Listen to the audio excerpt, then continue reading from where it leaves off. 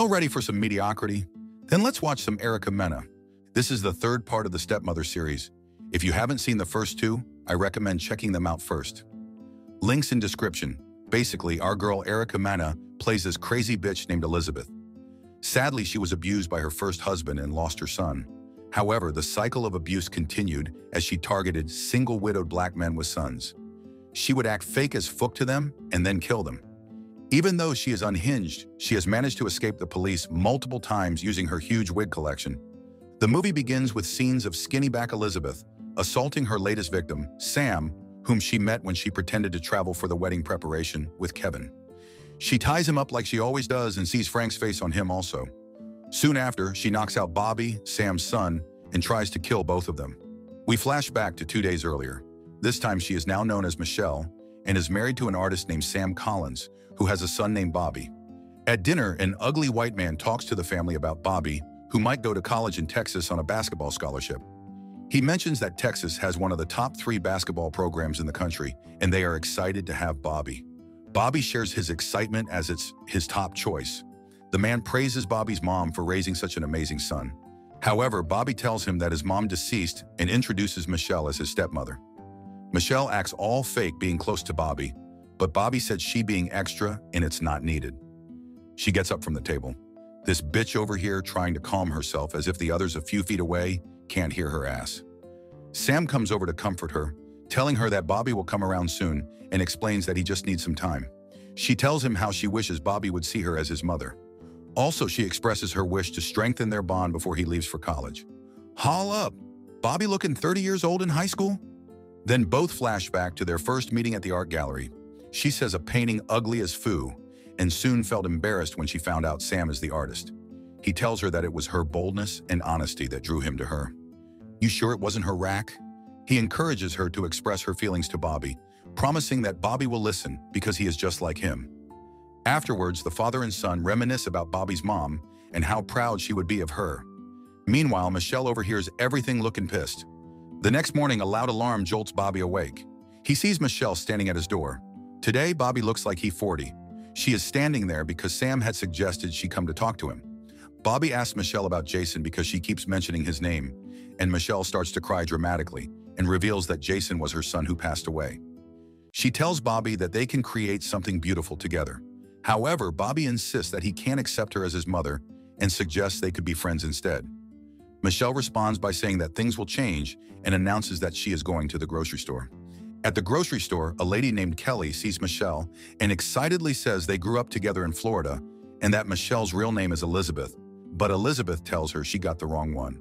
How is one white bitch able to recognize Elizabeth with a new wig, but the police can't? When Kelly gets home, she shares the unusual encounter with her grandmother. They are both intrigued and decide to bake a pie to bring to Michelle, who coincidentally just so happens to be her grandmother's neighbor. However, when Kelly gets there, Bobby answers the door. She gives him the pie, a short note, and a photo of her and Elizabeth from high school, claiming Michelle looks just like her friend Elizabeth. Elizabeth pops out of nowhere, and Bobby tries hiding the note and photos, but he unknowingly drops it. Elizabeth sees the contents and says, Kelly did always talk too damn much. She talks to herself because she a schizophrenic, multiple personality bitch. Bobby, who doesn't trust his new stepmother, realizes something is off, especially after being tipped off by Kelly. He finds an old picture of Michelle online and learns her true identity as the infamous Elizabeth Carter. Moments later, Michelle captures Sam and brutally attacks Bobby with a crowbar when he tries to intervene. Tragically, Bobby dies, and then Michelle sets the house on fire with Sam and Bobby inside because the director wanted fresh new actors who can act. She also kills Kelly and her grandma Gail. It's time for a shower and a fresh new wig. Michelle transforms into Chantel, sporting new colored contacts, a Nicki Minaj wig, and speaking with a Spanish accent. Now everyone finna know she crazy if she Latina. She leaves her old life behind, setting everything ablaze. A few weeks later, Chantel is picking up a guy named Eric Riley from her job at the bar. In just 3 weeks, she became his wife in Las Vegas. Chantel realizes she still has a dark side and enjoys causing harm. It doesn't help that Jared, Eric's son, barely likes her, even after she bought him the latest Air Jordans. Jared can smell Chantel's used-up pussy and trifling ass. Meanwhile, Harrison Lindbrook, Eddie's brother, walks into a police station, clearly upset. That's Jules from Beauty in Black. He demands justice for his brother Eddie, who has been missing for 48 hours. Detective Nolan informs him that the Phoenix Police Department has been looking into a woman named Elizabeth Carter for the past 8 months because they believe she may be involved in Eddie's disappearance. Eddie is Marcus Houston from the first Stepmother movie. Agent Jennifer Connor from the MPU, Missing Pussy Unit, is also working on the case. She suspects that Eddie has been kidnapped rather than just missing. As they talk, some background check comes up about Elizabeth's past families, Sam and Bobby. They also mention Kevin and Dustin Smith, noting that Elizabeth killed Chris. It's confirmed that Elizabeth Carter has come to Seal Springs and has been stalking Eddie. Later, Jess, Mickey, and Scott rush to the police station. Scott mentions that he went back to the house to look for Eddie, but he wasn't there. Agent Jennifer Connor tells everyone to calm down. However, Jess, Scott's girlfriend, questions who she is to tell them to relax, referring to Elizabeth as the most dangerous woman on the planet. She also expresses her anger about Elizabeth's personal vendetta against her boyfriend and his dad. Jennifer Connor assures them that she has a 98% success rate in handling cases. Meanwhile, Elizabeth has transformed into Zoe and has kidnapped Eddie, chaining him up so she can be the ideal trad wife, and he can make him some Nara Smith recipes.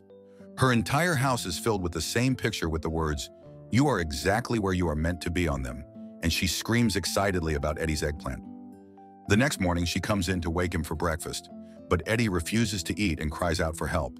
He tells her to let him go, but Zoe insists that no one will know where he is and tells him that he needs to stop shouting because no one can hear him. She leaves and informs him that breakfast is ready. Zoe is another alter ego from first Stepmother movie. At the table, she explains how much Scott ruined their love. She declares that now that Scott is out of the way, she has Eddie all to herself and can finally have the family she always wanted. Eddie counters that Scott is his only family and that she will never be part of it. Zoe says she wants some eggplant for breakfast, but Eddie said he'd rather starve than do that. Of course, none of the cops are getting along and fighting over who gets the arrest. Meanwhile, Agent Connor interviews Kevin and Dustin Smith. They explain that Kevin's ex-wife was obsessed with Eddie. Kevin shares more details, saying she once killed his best friend Chris and even tried to kill him and his son. Agent Connor asks if there's anything they can use to locate her. Kevin mentions that she often talked about wanting to escape to a cabin with him, a place where no one could find them. He adds that she loves the sound of the train near the cabin. Just like with her last marriage, Eric's son Jared doesn't trust Chantel, his new stepmother. Soon after, Eric's rebellious daughter Tamar shows up, saying she wants to stay with him because she can't stand her mother's new boyfriend. Eric and his wife had decided to split their kids. Eric took Jared while his ex-wife took Tamar. He also gave up dealing drugs. These revelations really frustrate Chantel because she thought she had Eric all to herself, when Eric tells her that Tamar will be staying over for the night. Chantel refuses, then leaves instead, telling him she is going to a hotel and he has one night to figure things out. Zoe and Chantel are somehow living double lives, and they're able to communicate with each other since they're multiple personalities of one person. Meanwhile, Eddie starts to use Michelle's feelings for him to try to find a way out. He tells her he's hungry and notices she looks sad, so he encourages her to talk to him about anything. This makes Zoe feel happy, but the voices in her head warn her not to trust him like she did with Frank. Meanwhile, Eddie's family tries to figure out how to help him. Scott posts a video about Michelle on social media, revealing the true identity of Elizabeth Carter to the public, and the video goes viral. Chantel has an emotional breakdown about Tamar and reveals to Eric that she was in love with a man named Eddie. She keeps saying Jason's name, which makes Eric start to feel suspicious. She confesses that she had a baby boy named Jason, but both of them died in a terrible accident. In the middle of this emotionally charged moment between husband and wife, Tamar walks in with a sassy attitude, making the situation even more dramatic. Erica Mina can't take the heat when another girl matching her attitude. Zoe comes home crying to Eddie. She always has a nervous breakdown every time there's a full moon. Oh, she a werewolf? But Eddie tells her it's a crescent moon, not a full moon. She remembers what Frank did to her during the full moon and starts to see him everywhere. She tells Eddie she wants to kill herself and take Eddie with her, but Eddie tells her she has so much to live for and calls her his love, trying to keep himself alive. She tells Eddie not to sleep tonight if he wants to live. The next morning, Eddie and Zoe have a heartfelt conversation. He asks who Frank is, and he says Frank was the first man to hurt her and her son Jason, who was the only good thing in her life. She also shares her experience with a crime boss named Michael, who was a cruel and married man. He took her and Jason in for 10 years. When she became pregnant, she faced a terrible choice: either have an abortion or risk dying because his wife would kill them both. Frank was with them during that time, but the stress led her to lose the baby. Although Frank stayed with her, he eventually declared his love for her and then tried to assault her. As she opens up to Eddie, he discovers that Michelle and Zoe, along with other women, are different parts of her personality. Meanwhile, Tamar watches the video Scott uploaded online about his missing father. When Chantel returns home, oh my, the twins are looking perky today. Tamar acts sweet and polite, but Chantel grows suspicious of Tamar's behavior. Immediately, she goes into the house. Tamar places a tracker on Chantel's car, as instructed by Scott to keep a close watch on her movements. Chantel goes to talk to herself in the mirror, trying to remind herself that Tamar's behavior was sussy. She overhears Tamar having a conversation with Scott instead of calling the cops. So Chantel grabs a bat. She gets swung at, so Tamar slaps her in retaliation. Chantel knocks her ass out, though. Meanwhile, Scott tells his crew no cops, because apparently Erica Mena is smarter than cops. So they finna be vigilantes. Mikey reminds Scott that he got his ass whooped before, so it's not a good idea. Scott leaves the two behind as they'll be back up to call the cops if anything bad happens. When Eric gets home, he gets knocked out by a vase. Chantel pours gasoline over him and his son Jared, who was also captured. She tells Eric that she finna miss his pee-pee. As she's about to light them up, Tamar pushes her away. Chantel escapes, hopping and jiggling her boobies. Luckily, the three family members escape safely. Meanwhile, the police are still trying to figure out which cabin belongs to Elizabeth. However, with the help of Tamar, Scott has already learned its location and sets out for revenge on his own. Mikey tells his dad that Scott was being a stupid ass trying to be a hero. They go to the police station because apparently the police are bad at their jobs and tells them everything. Tamar gives them the tracking information that she named Crazy Lady Tracker. As Scott sneakily tries to get into the cabin, Jess scares him since she followed his ass. He enters the house, but another vase is used to knock him out. Elizabeth goes outside since she heard a noise, and Jess pounces on her. Using a stick, Elizabeth hits Jess a few times, but Jess manages to punch her back and kick her. She does one final kick to her face. Jess attends to Scott, but Eddie has disappeared. Turns out Elizabeth has shot Eddie. The cops have finally arrived, and Elizabeth surrenders her weapon. The family goes to Eddie's body. Elizabeth is at an insane asylum looking like the late, great Hannibal Lecter. The late, great Hannibal Lecter. She apologizes for killing Eddie, claiming she had loved him. Later, a man named Michael Esposito, Elizabeth's former lover, who is a crime boss, visits Elizabeth in the asylum. He reveals that he has finally found her. This dramatic ending hints that a sequel, The Stepmother 4, could be in the works.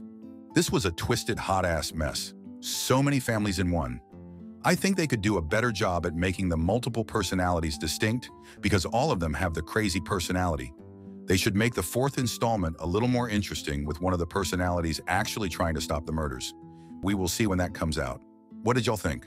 Subscribe to watch more videos like this. Turn on notifications. And leave a like, it really helps the channel out. Thank you for watching.